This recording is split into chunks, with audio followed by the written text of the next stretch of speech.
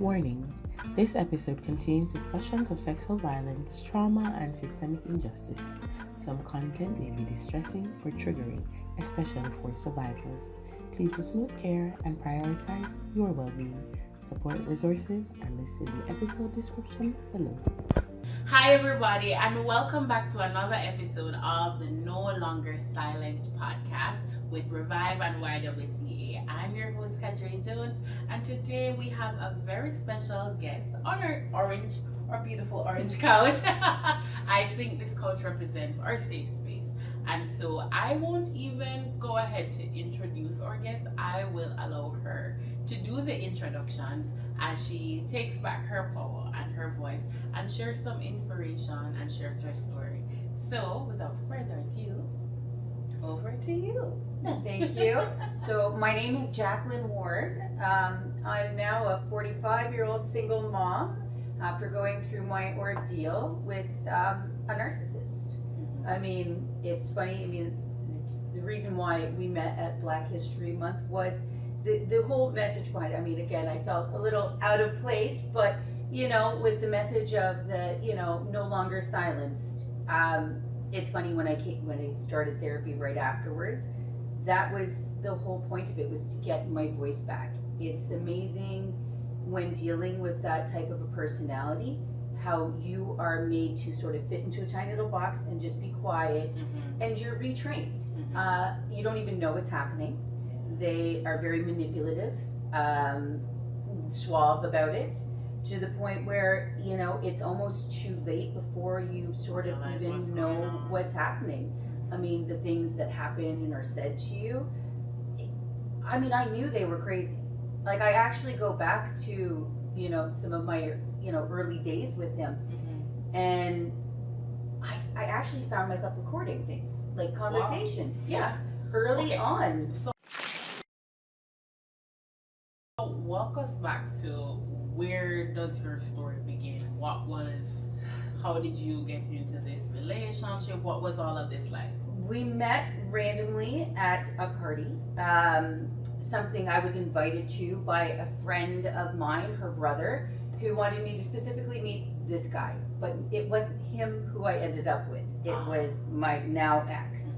So I went there. I didn't really have a vibe with this guy, but I met this other one and found him very nice, interesting, very, charismatic. That's charming. Exactly. And the focus is completely on you. I mean, the love bombing, it's amazing, happens from day one, right from the first instant you meet them, and you're drawn in.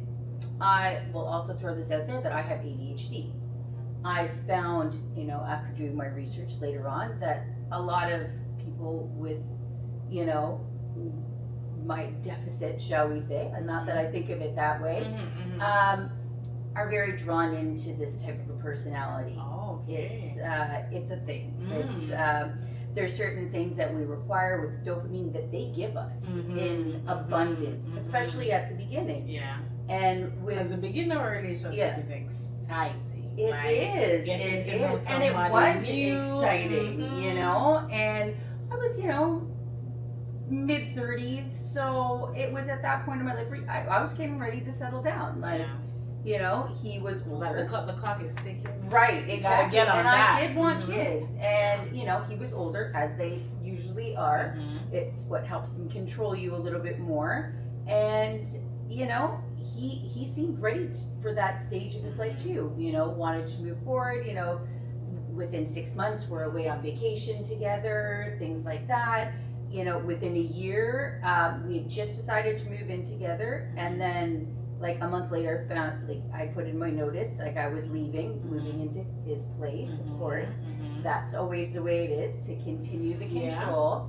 And then we found out I was pregnant. Oh wow!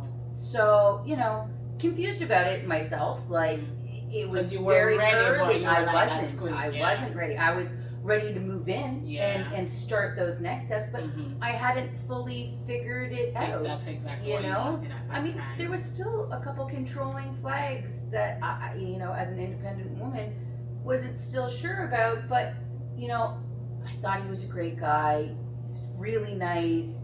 you know, he was checking off all the boxes that the other ex-boyfriends did not. You know, and he actually would ask those questions. Like, I feel like he was doing his research from day one, whereas I was just living in the moment. You know, like, you know, pretty much finding out what the ex-boyfriends didn't fulfill. And he's like, okay, don't worry. Yeah. I got you. For sure, exactly. So you were like, oh, okay. Yeah. And, you know, before you knew it, like, you know, you're right into it. And that's when, right after the first child was born, that's where the retraining really begins.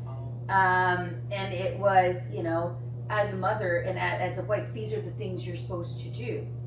Like, one of the conversations I recorded was, you don't think your mom knows her role. You don't think my mom knows her role. You don't think my sisters know their role. Like, I started recording this in the car on a normal drive, being like, so wait, can you let me in on what is my role?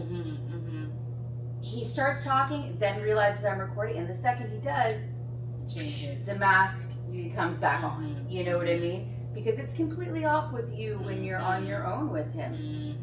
We had our second child within 11 months of the first one.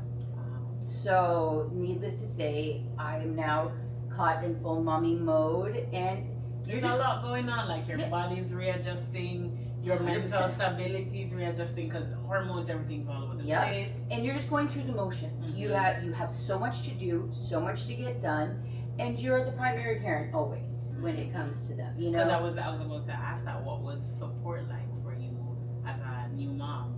He had a very good job. He's one of those narcissists, again, very suave, that they can, you know, powerful position, you know, a really great salary to go along with it. So, you know, the support was there, but I mean, I hadn't wanted to leave my job, and he's now pushing, okay, well, we have 2 kids now, the cost of, you know, childcare, like, you can't go back to work.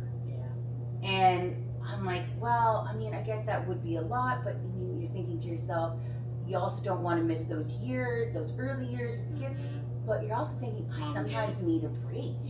There's a ton of mom guilt and the ADHD, the internal guilt that women go through. It's a lot. Like, we feel the need to overperform, and you know. I mean, in the society that we live in, that's very male dominated, male centered. There's only so much and no more that you can do, but you're always meant to feel like you have to do extra. Like, there's never a time when your best is good enough.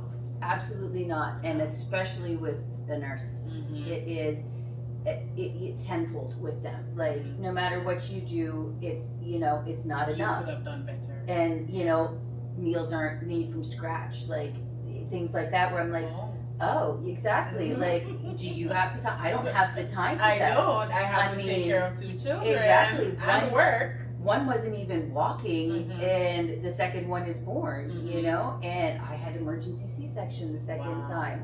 So you can't even pick up the other baby who can't walk. Right. And you're trying to get it all done. I mean, the fog in the bog is what I called it. Like, I was constantly weighed down with mental fog from him.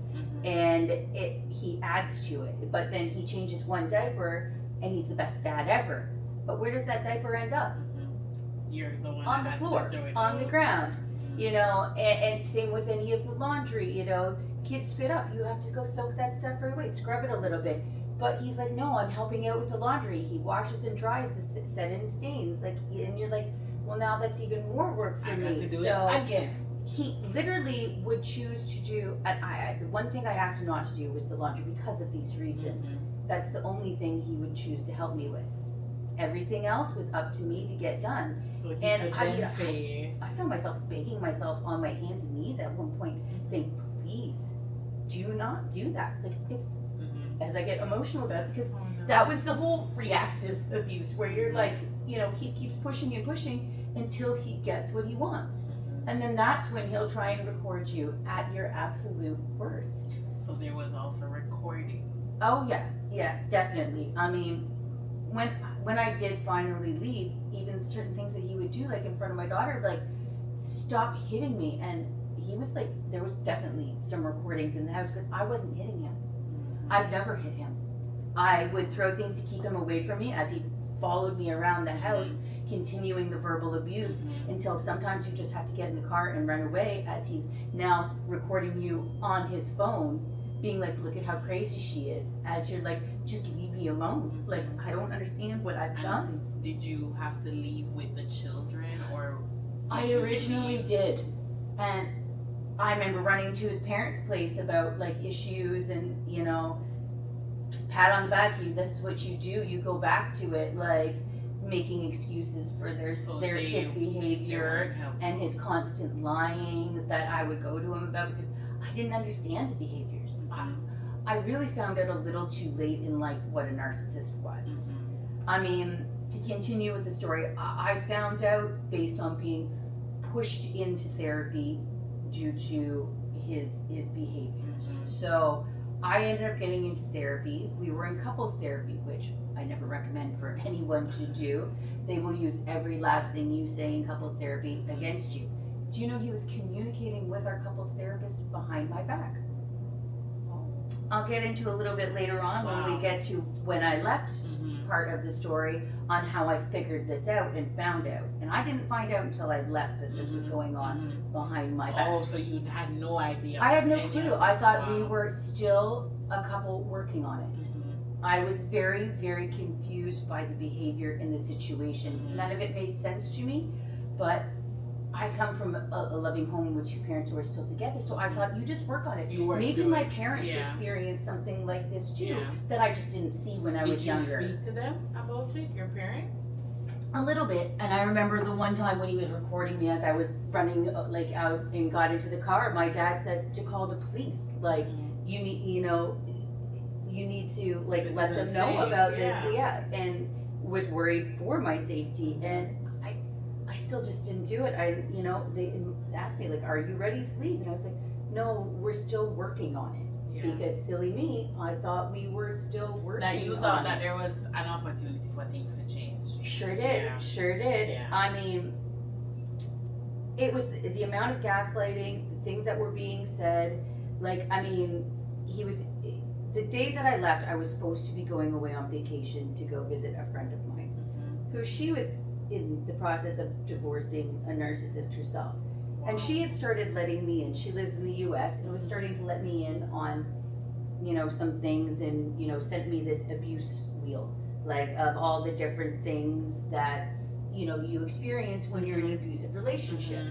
And like one of them was physical. Like that was the only part he didn't fully like check off. Everything else was, you know, financial abuse, like emotional, verbal. Everything else was check. It was so easy to And I do. wanted to ask that because I think a lot of times women, or when you discuss abuse, people think it's only physical abuse. Which it is definitely not. I feel definitely not. most cases actually are not. Then this is how they get away with it, and it continues for so long. Right. So when it came to that, it's funny how they described the physical abuse in different ways though. And one of them is abuse towards either, like, it could be children or animals. And for me, I had come into this relationship with a cat.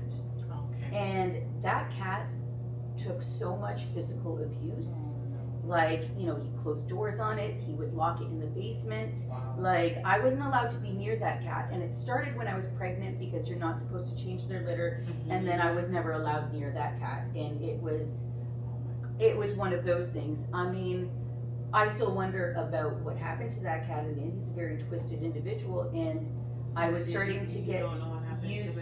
Well, I do, but I don't know how it happened, and I wonder, because I was letting the cat out here and there, trying to, when he was away, you know, give it some freedom and whatever. And I hadn't seen it for a couple of days, you know, and it had gone into the basement, and it was meowing at the door to get out. And I went to let it out, and it had maggots pouring out of it, out of nowhere. It was like a horror movie. Wow. And there was a cut on its back suddenly. And not like a rough, raw one where it could have got caught on something. We're talking like a sharp cut. Yeah, right on its back where it wouldn't be able to clean it as well. It couldn't reach. Yeah. And I ended up having to put the cat down. And you know, one of those things, I've never felt like I failed. any animal in my life, and I've had dogs and whatever, but I felt like I failed it. And you know, at the time you just went with something could have happened, and you know, whatever. But within 2 days of not seeing it, it's pouring out maggots, and I had to go take it to be put down because it was an older cat that I had adopted, and they weren't sure if it would survive, and we were looking at $5,000 and like medical fees and things like that. So yeah, I mean, again, he was already purposely abusing that cat to control me, and you know, lose the attachment that you had to that cat. I mean, he had threatened my life as well along those physical lines, like I would be dead before I left him.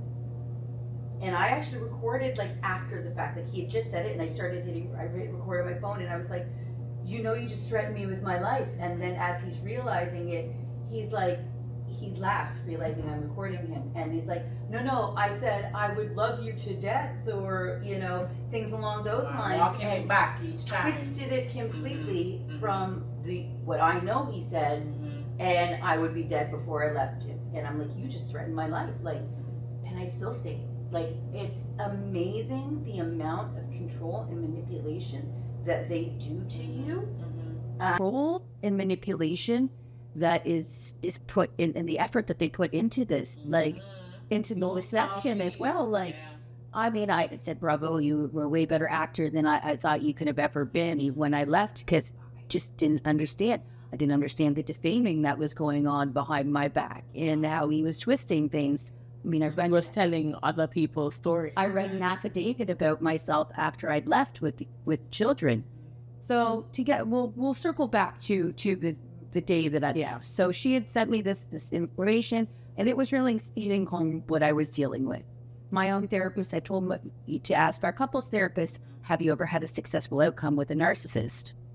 And it's funny, look on the couples counselor's face, like afterwards she's like, well, why are you asking this? He was already selling me as a narcissist, correct, to our couples therapist, and gosh only knows what these stories it was telling along these lines. And I mean, it's amazing the acting and everything that goes on. So she had said no, quite quickly said no, but again, confused by me asking the question, thinking that it was the Khdrea. And I was like, and we'd actually split up our time with the couples counselor, and we're doing one-on-ones, like it was together. We'd come back together for like 10 minutes at the end, but this session, so I couldn't even hear what he was saying about me at this point. And it was, her reaction when you were doing both of you in the therapy, he didn't bring up any of these stories. And of course, no. He's malignant, like victim all the time. Like it's his narcissist. He plays victim very well. I mean, to the point where I would stand up for him in family situations, putting even more of a wedge between his family and myself, while standing up for him because he's at home crying about something and how much this upset him. So I'm standing up for him as part of his plan too, I do believe. The time that I went to his parents' place for the help, which I told him I was going, he didn't believe I was going to go. And I talked to that is what put the target on my back, for sure. That is where it began, and where he is, that was 3 years before I left him. And I believe for those 3 full years, he was defaming me left, right, and center. It was next level on what was happening. So anyway, circling back to me, I'm supposed to be leaving. I'm supposed to be leaving the country, and just to the U.S. for the first vacation, first days off I'd ever had since my kids were born. They're 5 and 6 at the time. And were they coming with you? No, they were going to stay with that. This is going to be literally my first days off. He's telling me to go stay for a couple weeks if you want to. And I'll go give that thanks, right? I was like, no. First of all, being away from my kids is going to be hard. Right. I only plan on going for, the 4 or 5 days that I said, and I'll be back. We're trying to set up a phone plan, the long distance data package, what have you, to go to the States. I realized I was cut off our access to our phone plan. Correct. So I was like, well, this is weird. Like something must have happened. Yeah, what's going on? And then all the gaslighting to try to get me back on it. And he's like, I'll get you your own phone plan. We'll take you off of this. And I mean, it was next level. Like, what are you trying to hide? I mean, it was very clear now that, you know, you don't want me on this for a reason. I don't even still believing him and you know, loving him. I still didn't. It wasn't get registered what was going at that on. point in time. Yeah. Correct. So, you know, he, for a very short amount of time, gave me access to the phone account where I proceeded to download some phone records, as well as at first I started taking snapshots of it, you know, on my phone before I realized you can download it. There's a lot more months going at on a here. time, you know. So I downloaded 3 or 4 months worth of the phone records, and you know, things kept progressing with him in his behavior and his craziness. Now he wants me to get a job. This is all within 24 hours before I left. Now he wants me to get a job. You'll do really well for yourself. Like, it's almost like he's now distancing himself. Like, yeah, you go ahead. You go do you. Go have fun. And then get a job while you're at it. Right. Accusing me of being on drugs. Like, and he's saying that others are saying I'm on cocaine and heroin. Right? It's never him who's doing it. He's not ever attacking me. And who are these others? And well, that's the thing. He named a couple people, and I sent messages to them, and they're like, I don't know what you're talking about, of course. But he's saying, like, literally, like, cocaine and heroin, like, of all things. So it's like, sure, I smoke some pot to de-stress, but completely legal. And other than that, no, I don't have a substance abuse problem. Like, when I actually ran for it, like, again, all within this 24 hours and all this craziness that was going on. All of this happened in 24 hours. Yeah, all within 24 hours. I actually ran and went and did a drug test because I could see what he was trying to lay out as me being an unfit mother. And this is what the family court cases are so bad when it comes to this, and the male playing the victim and doing these things. And I was like, no, I'm not going down for that. Like, I mean, he was saying, because I take an antimethamphetamine for my ADHD. Right. It is a prescribed thing. I don't abuse it. I take 1 per day, only when I need to, not on weekends, etc. Like, he was trying to make it seem like, oh yeah, this girl is. Yeah. Wow. I mean, I literally ran to my parents' house because, again, they were ready to embrace me and let me come in, and went in within 24 hours, had a drug test done. Like, I was like, I'm not going down for that. You were not going to succeed. Because you saw the setup at that point in time, you made sure, let me get ahead of this, because his behavior was becoming so erratic that it was really standing out. I mean, he's saying that, you know, saying that I'm unstable, whereas he's the one who had talked about, you know, ending his life, whatever. Like, he, again, constant victim. Do I ever think he would have done that? Maybe not. No. Unless it was a little bit of a cut for attention. Right. No, absolutely not. Like, he values his life above everyone else's and everything else. So, no way. To the bone. Yeah. But, I mean, I could see it all playing out. So, I mean, I went to all the different services that you go to when one runs away. And, you know, police as well, to report that you have left, and you know, and what was your experience women's shelter with the police like? I'm very conflicted about this one. So I ran into some officers when I was in the hospital preparing to do the drug test. Do you know what it's like to have to walk up to 2 police officers at a hospital and say, listen, I'm here because my husband at the time has accused me of being on drugs. So because I have left him with the kids and he doesn't know that I'm not coming back right now, I told him I just needed a week to think about it. So instead of going on vacation, I brought the kids to my parents' place for the week as my vacation. You've already booked your trip. I didn't make it on the flight. I mean, I didn't cancel the ticket. I didn't do anything. I just said I was leaving to go to the airport. As far as he knew, and I was going to drive myself. And instead, I went to the kids' school. Picked up my kids for a family emergency, and I drove straight to my parents' place.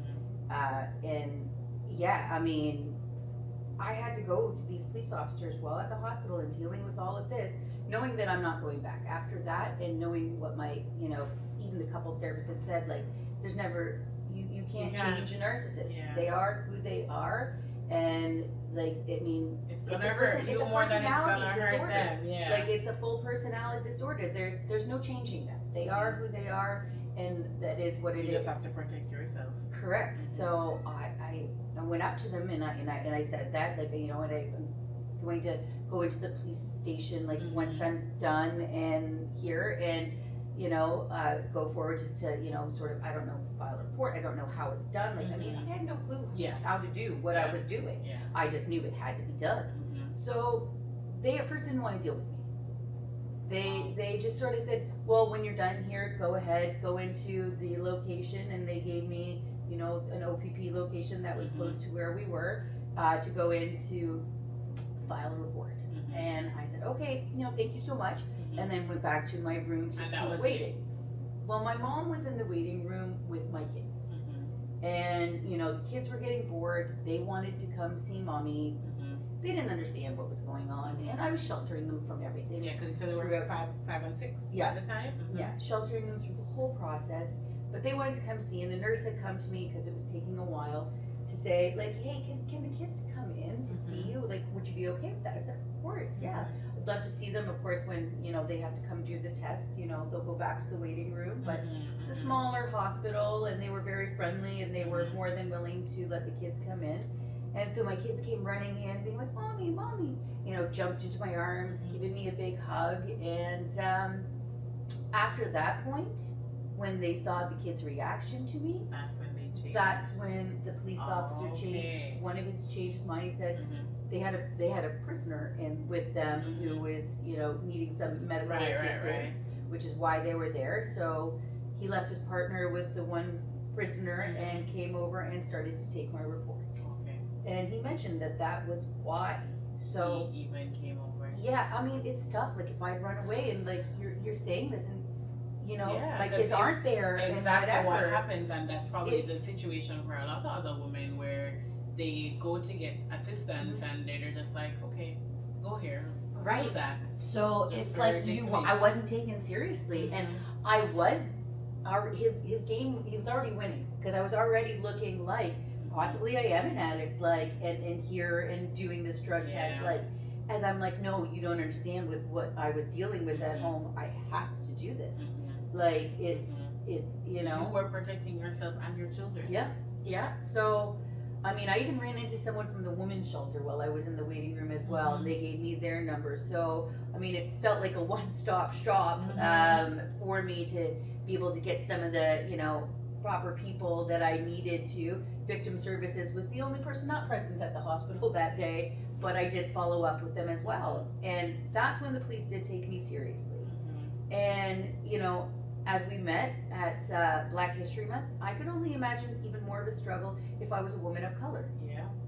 This is very small town. It's very white bread. This is all white police officers and everything that you're dealing with. And even just that, just by like the factor of being black or a person of color, you're even more intimidated by someone like police, the police. yeah, because you're taught not to trust them. Whereas I have the different upbringing where you're meant to trust them. I probably, you're right. Different spin, because I was like, they wouldn't have taken me seriously, but you're right. I probably would never have approached them because you're were thinking, I of they're color. not taking me seriously, or they might be taking me too serious. Because if I went in, for example, to get a drug test or whatever, and then I approach them about that situation, they'd probably think, oh, you're already unfit as a person, much less a parent. Right. So then they won't be taking your report. It's just, you know, all the different barriers that are faced by women, and then when you add being a woman of color, it just complicates things even more. I mean, I feel like I'm constantly being enlightened these days, because you're right. I probably wouldn't have even approached them in the first place. Would I have even thought then to follow up with a report afterwards? Who knows? Maybe not, because just that experience of them being dismissive would have been like, you know what, they're not going to listen to me anyways. Yeah. And you already have been gaslit from in this relationship. So you're like, you know what, maybe I am an unfit parent. Maybe I should just go back. And he's been documenting his stuff like for years along those lines. So, I mean, I hadn't thought to do any of that. Like, I was lucky to have some of my recordings from our original days in the relationship. And good on you for doing that too. And I think we can encourage all our viewers and listeners that if you find yourself in a relationship and you think there's some red flags going off here, start to make some recordings, start to write things down if you can, because you never know when you need that evidence to show to somebody and say, hey, this is what I've been going through. I mean, obviously we advise you to get away from that as quickly as you possibly can, but if you think, you know what, maybe if I start making notes, that might help me, definitely do that. You need to reflect later, and it took time for me to a lot of time afterwards, reflecting and realizing all of what was really going on. I mean, again, my daughter, when she made the comment, mommy's not hitting you. My daughter was right there when he did that whole stop hitting me, stop hurting me thing. And he hadn't realized she was behind me looking in. And she goes, mommy's not hitting you. Like, what are you talking about, Daddy? Thinking it was a big joke. And I was like, wow, this isn't a joke at all. I mean, so CAS was another one that you follow up with as you leave. My family doctor had actually recommended that. I had them call in the paperwork for the drug test, etc., to go ahead and do. So she was fully aware of the situation and what was going on, and she had recommended CAS and called to have them come in to do the home check just to make sure, because again, so much can go on if you don't do all these things. And what was your experience with CAS? They were great. They were great. But they realized I hadn't trained my children. There's certain things that they look for. But then my kids had said things that I didn't know. That they that they had seen us yelling, etc., and whatever. I had to explain the word disgusting to my daughter because he had said that about my face on the Thanksgiving weekend, and it was shortly after Thanksgiving when I left him. And my son mentioned 2 incidences where he feared for mommy, hardcore, because children pay attention. Apparently daddy was going to push mommy off a balcony. Which he went into detail a little bit later on about where and when, and then thought daddy was going to hit mommy with a fry pan. And it's amazing, there was no concern about me towards their father. I mean, if you ask them now, he's probably twisted things because he knows what they have said about me. But, it caught me off guard. And when she asked me about it after she'd done the interview with the children, I just sort of laughed and I was like, no, because I hadn't had time to reflect yet. I was like, no, that must have just been when we were fighting. No, it's, painful, I don't think that, you didn't that. think that's what it was. Yeah. But in hindsight's 2020. Hardcore with the narcissist on all of the things that you missed and, ignored. So now let's go into, it's probably been about a week since I've been gone. And I have those phone records. So it's time to sort of dive into those. Let's see what was going on. Right. I have my kids sort of set, I've talked to the police. I have my advice. They don't give the kids back until you have anything in writing. Start the process. And now I've let him know because it's a week later that I'm not coming. Not coming home. Right. So he's very angry, talking about my kids as possessions, as in that's seizure of property, etc., even though they're not property, they're people. And I dive into the phone records because I knew I'm not supposed to see something. I need to know what now. What's going on, Well, needless to say, besides our couples therapist that he's speaking with, there's an intelligence securities firm. So, private stalkers. So not even just him watching me and everything I'm doing. People that he's paying. Correct. He is also in IT, so do I suspect that my phone was also most likely, I mean, I found trackers in my car afterwards, little weed trackers, and a ton of weapons. So I worry. Wow. I worry. 2 hunting knives, 3 axes, a saw, a shovel, zip ties. In the car? Shower caps. I kid you not. These were all buried in the stow and go of my car. along with these trackers. I mean, there was a pry bar. There was one of those whip out police baton How did things. you find these? I started searching my car Mm-hmm. after, again, doing all of these, steps. Now I'm trying to clear out the car and do get things fresh and whatever. And I'm like, wait, what was down here? Why would you have all of these things? Like, And did you guys share this car? we did. It was mostly mine, but he would take it in the evenings to go do things and whatever. Mhm. Like, there was a bed in the back of the car at one point. He used to say when I would kick him out, he would go sleep in the car. Mm-hmm. And I mean, I was me just saying, go to your parents' house. Your parents are, Mississauga, Riverview. It's not far away. 20 minutes I away. just need some space. Just go, yes, because the abuse was getting too much. Mm-hmm. And he sent me a picture of the bed in the back of the car being like, oh, this is my accommodations for the night. And a kid's potty. And like being like, implying like, again, victim. Mm-hmm.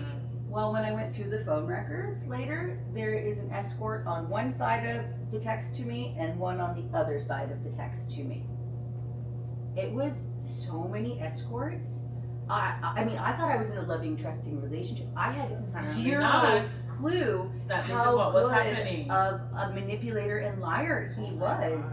I mean, I had even found a wallet full of condoms in the car, and I had taken a picture and sent it to him. He's like, oh, that must have been like from before I had my vasectomy in there and blah, blah, blah. Please. And I'm like, no. Oh, it's so you don't get diseases. You can't make anyone pregnant anymore. But you're with, I mean, it was, do you know what it's like to go through a narcissist's phone records? Oh my God. It is one of the most disturbing things I've ever had to do. Because there's so much things that you wouldn't even imagine. Phone numbers, you'd be when finding normally there. you can do a Google search of like phone numbers and Mhm. quickly find out who it is and who it belongs to. Mhm.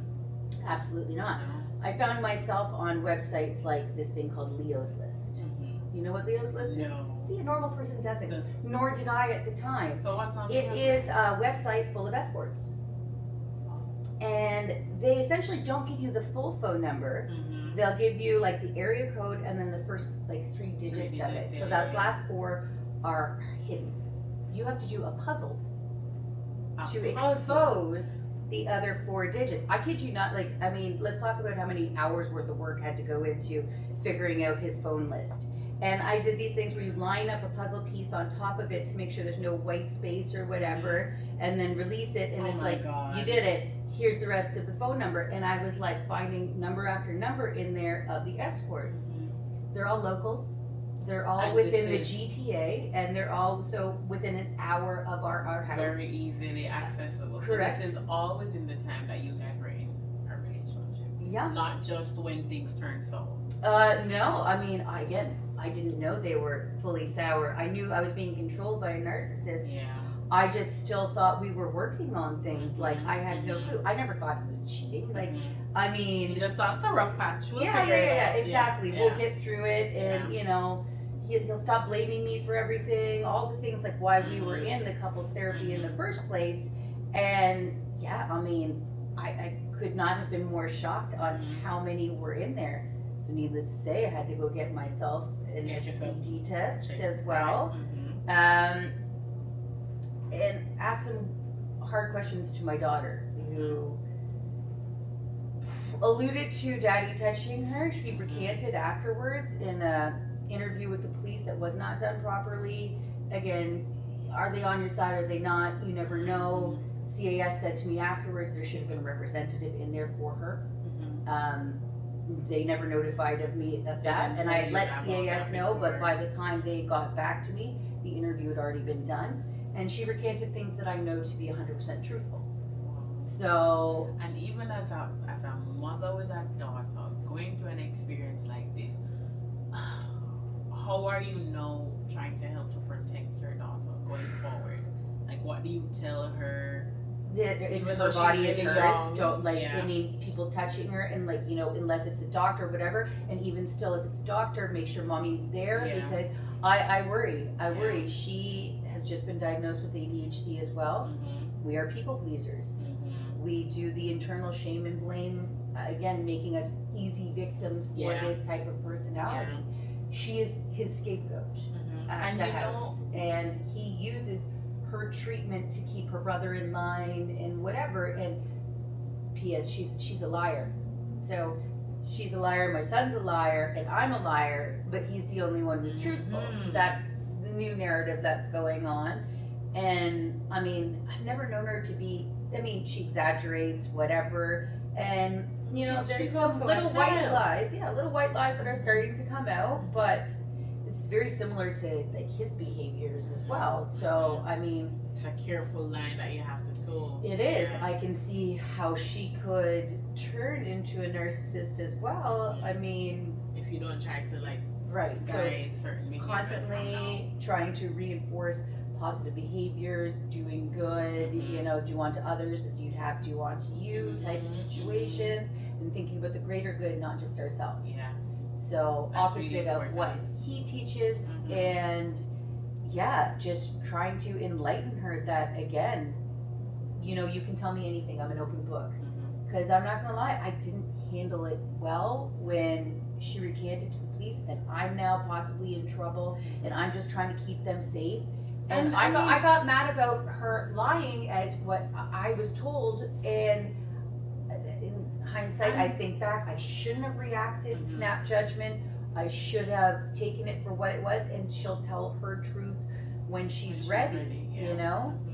And you were only working with the tools that you knew you had in that time. Yeah. So again, like you said, like now there's a lot of reflection that you do, a lot of thinking back, a lot of realizing, picking up on things that you just weren't able to do at that time. So you have to give yourself grace in all of this, because there's just certain things you would not have known. You said you grew up in a loving home with your mom and your dad, so there's certain things you would have been looking for. No, You weren't expecting those things to happen. None of this. So you have to give yourself grace through all of that. You And absolutely I've have tried, to. and she does know that she can tell mommy anything, and you know, she's mommy, can I tell you something? Like anything? Yes, of course, you know.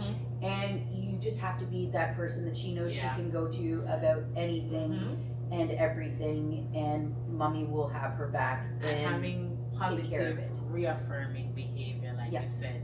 So when she says, mommy, can I tell you something? You're like, yes, tell me. Yeah, If it's small, Please, if it's big, tell me, because then she'll always know that she has a safe space here. She still hesitates sometimes, so I know she's still, you know, thinks about it, and is someone going to get in trouble? And she, you know, she loves her dad. She doesn't want to get him in trouble. Both of my children love their dad.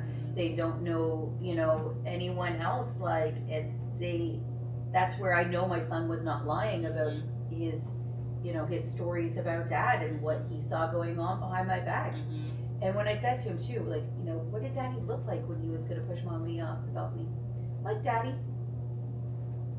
So again, what they have seen and how it's been normalized for them is a worry to me, you know? Again, recanting everything that I knew to be the truth is also tough. Like him sleeping naked next to her, and I knew that was happening, you know? And one of my best friends stayed over at my house, and he walked out of her room naked, and she caught an eyeful of him naked and was like, whoa, like that's too much. And we've talked about it since, like that was him coming out of her room in the morning. But they said daddy sleeps with clothes on, but he doesn't. So, you know, it's, you know, other videos of him just walking around buck naked, where again, it's like an exhibitionist in a way. It's part of their confidence, their swagger, their suave, where they're like, I can do whatever I want stuff. And who's gonna stop me? Right. So I, you know, I still wonder about all of that, and hope that I didn't miss anything along those lines, because what I missed was a lot. It's, you know, it's tough. I mean, he's the same man who he roofied me. He fully drugged me when we were up at my parents' place for that Thanksgiving weekend right before I left. And that's the same Thanksgiving weekend with the frying pan? No, where he said I was disgusting. My face was disgusting, and I had to explain that to my daughter. We spent a couple of days at my parents' place, went out for a date night, and I'd had a couple of drinks, and we're driving back in the car, and I could not keep my like my something eyes is wrong. open. Mhm. And I had to ask my parents, and I did it weeks later, because again, you think you're with someone you trust. You don't question what's going on. It's not like if you're at a bar or a party Mhm. where these things happen and you're like, what This is your significant other. Yeah. This is your husband. And I said to my parents, I was like, did I walk in the house that night? Because I know I passed out in that car and I couldn't keep my eyes open and something was off, and I just thought maybe whatever. Yeah. And they're like, no, you fully walked in and you were talking a little bit, and I'm like, But something. is wow. off. So I mean, I don't know how that happens with, Mhm.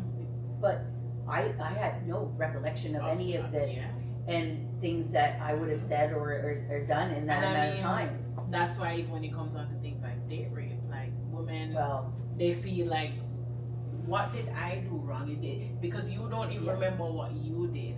So how do you accuse someone when you don't have the details? exactly so then you take all these skills and you're like, maybe I did do something Mhm. wrong. Maybe it was me. Well, they say it's. I've taken this woman's course on since, and Mhm. it was women need to be 80% sure of something before they speak up. This was like in regards to the business world and us Mhm. not knowing our worth and not getting to where we need to be. Whereas men will BS it and Yeah. get there Ride so that much wave. faster Mhm. and Mhm. step all over you on And the that way goes up right too, back right? to what we said in the beginning, where as women you always have to do 110%. Yep. And even when you're doing that 110%, you're still doubting yourself at the same time, because you're like, am I doing enough? Yep. Am I getting it right? So even in something